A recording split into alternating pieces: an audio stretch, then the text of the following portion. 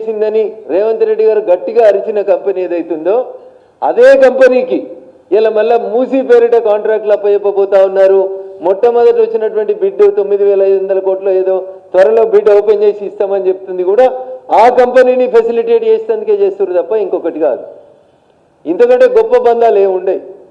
వెనకటికి చైనాలో మావోయిస్ట్ ఉద్యమం నడిచినప్పుడు మావో చెప్తాడు మానవ సంబంధాలన్నీ ఆర్థిక సంబంధాలనే చెప్తాడు. పైసలు ఇచ్చి పుచ్చుకోవడం బాగుంటే అన్నీ బాగుంటాయి, పైసలు ఇచ్చి పుచ్చుకోవడం బాగాలేకపోతే సంబంధాలు బెడిసి కొడతాయి. కాళేశ్వరం కట్టిన కాంట్రాక్టర్ టీఆర్ఎస్ హయాంలో 1,00,000 కోట్లు కాంట్రాక్ట్ చేస్తే ఇలా కాంగ్రెస్ అధికారంలోకి వచ్చినాక రేవంత్ రెడ్డి గారు అధికారంలోకి వచ్చిన తర్వాత మళ్ళా మూసీ పేరిట వారు ప్రతిపాదిస్తున్న 95,000 కోట్ల కాంట్రాక్టులను కూడా అందరినీ బెదిరించి అందరూ కాంట్రాక్టర్లని టెండర్లో పార్టిసిపేట్ చేయకుండా చేసి నిబంధనలన్నీ ఆ కంపెనీ యాజమాన్యానికి అనుకూలంగా వచ్చేలాగా నిబంధనలన్నింటినీ మార్చి నడిపేటువంటి సంస్థ ఏదైతుందో అది కాళేశ్వరం కట్టిన సంస్థనే మూసిని కూడా డెవలప్ చేస్తామనేటువంటి పేరు మీద ముందుకు వస్తూ ఉంది. అందుకని ఆ కేసీఆర్ రేవంత్ రెడ్డి ఇద్దరిని ఒకే దారంతో కల్పిస్తున్నటువంటి కంపెనీ ఏంటంటే కాళేశ్వరాన్ని నిర్మించినటువంటి కంపెనీ. ఈ ఇద్దరిని కూడా ఒకే దారానికి పూలదండ గుడిచితే దారానికి పూలన్నీ ఎట్లా చేరుతాయో అట్లా ఈ రెండు పార్టీలకు సంబంధించినటువంటి పెద్ద తలకాయలన్నింటినీ మేనేజ్ చేస్తూ ఇద్దరు అట్లే తిట్టుకుంటూ ఉండండి, బట్ కేసులు పెట్టుకోవద్దు, అరెస్టులు చేయొద్దని వాళ్ళ లావాదేవీలన్నింటినీ సాఫ్గా నడుపుతున్నటువంటి సంస్థ కాళేశ్వర నిర్మాణం లోపల ప్రముఖ పాత్ర పోషించినటువంటి సంస్థ. అందుకని ఈయన సిబిఐ విచారణ ఈయన అడిగాడు, ఆయన అట్లే నడిపిస్తూ ఉంటాడు. ఈయన నీళ్ళ శాఖ మంత్రి అనుకుంటాడు పోయి చెప్తున్నాడు దోషులను ఎవరిని వదిలిపెట్టం. ఎన్ని రోజులైంది సార్? 2.5 ఏళ్ళు అయింది. ఈ నీళ్ళ మంత్రి మీద అసెంబ్లీలో కేసీఆర్ మాట మాట్లాడండి, మీకు యాదికి ఉండాలి. ఉత్తమ్ కుమార్ రెడ్డి గారు మీరు గృహ నిర్మాణ శాఖ మంత్రిగా ఉండి మీరు చేసినటువంటి కుంభకోణం మీకు సిఐడి దగ్గర ఉంది. 850 పేజీల పుస్తకం ఉంది నా దగ్గర, సిఐడి నివేదిక. పెట్టుమంటారా అసెంబ్లీలో అని గదమాయించిండు 2014లో మొదటిసారి ముఖ్యమంత్రి అయినప్పుడు. మరి ఉత్తమ్ కుమార్ రెడ్డి గారి మీద 2014 నుంచి ఇయ్యలాడి దాకా ఆయన అధికారంలో ఉన్న రోజులు కేసీఆర్కి మనసొప్పలే కేసు పెట్టేందుకు. ఇలా అదే కేసీఆర్ గారి హయాంలో జరిగిన కాళేశ్వరం కుంభకోణాన్ని ఇలా ఉత్తమ్ కుమార్ రెడ్డి గారు కూడా గట్లే చేస్తున్నట్టు కనబడతామని.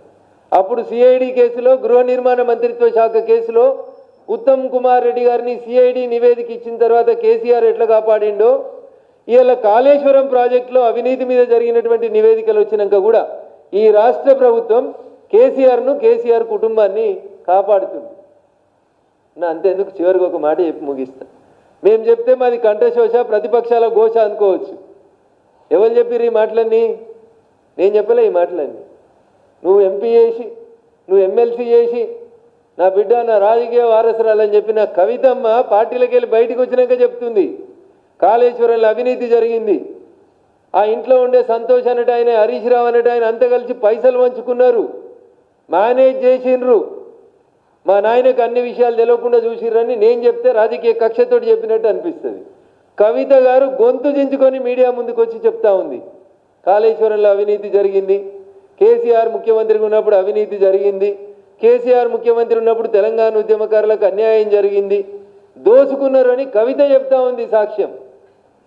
ఇప్పటికైనా రేవంత్ రెడ్డి గారు ఆ కవిత గారిని అప్రూవర్గా మారమని, ఆ కాళేశ్వరం కేసుల్లో కార్ల కేసుల్లో ఎల్లనో అప్రూవర్గా మారమని ఆమె దగ్గర ఉన్నటువంటి సాక్ష్యాలు ఆధారాలు రికార్డు చేసి ఇప్పటికైనా తండ్రి కొడుకుల్లో బావమరుదుల్లో అరెస్ట్ చేస్తే నీ నిజాయితీని ప్రజలు విశ్వసిస్తారు తప్ప నువ్వు తుపాకీ రామన్ లెక్క వాణ్ణి జైలెత్తా వీణ్ణి జైలెత్తా రేపెత్తా ఎల్లుండెత్తా కేసీఆర్ కోసం డబుల్ బెడ్రూమ్ కడుతున్నాం చెర్లపల్లి జైల్లో, ఇందిరమ్మ ఇల్లు కడుతున్నాం, ఇన్ని మాటలు మాట్లాడితే ఆచరణలకు వస్తే ఏం లేదని ప్రజలు ఎదురు చూస్తూ ఉన్నారు.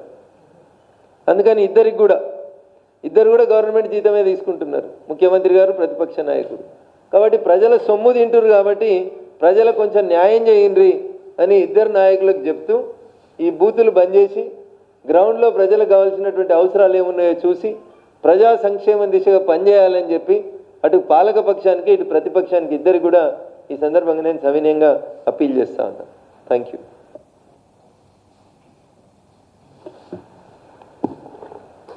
విలేకరుల సమావేశం ఇచ్చేసినటువంటి రంగనందరావు గారికి అదేవిధంగా పాత్రికేయ సోదరులందరూ కూడా మనస్ఫూర్తి ధన్యవాదాలు తెలియజేస్తా ఉన్నాను.